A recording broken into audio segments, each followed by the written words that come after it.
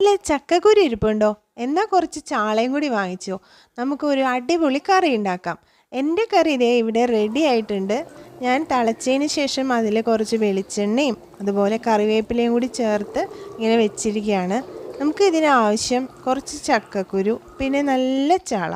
ചാള നല്ല നാടൻ ചാള നോക്കി വാങ്ങിക്കാൻ ശ്രമിക്കുക.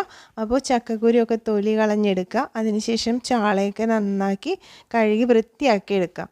പിന്നെ നമുക്ക് സവാള, ചുവന്നുള്ളി, വെളുത്തുള്ളി, ഇഞ്ചി, പച്ചമുളക്, തക്കാളി, വേപ്പില ഇതെല്ലാം കൂടി വഴറ്റിയെടുക്കാം. അതിനുശേഷം അതിലേക്ക് മഞ്ഞൾപ്പൊടി, മുളക് പൊടി ചേർത്ത് ഇളക്കി കുറച്ച് വെള്ളവും കൂടി ഒഴിച്ചിട്ട് നമ്മുടെ ചക്കക്കുരും കൂടി ചേർത്ത് നന്നായിട്ടൊന്ന് വേവിച്ചെടുക്കാം.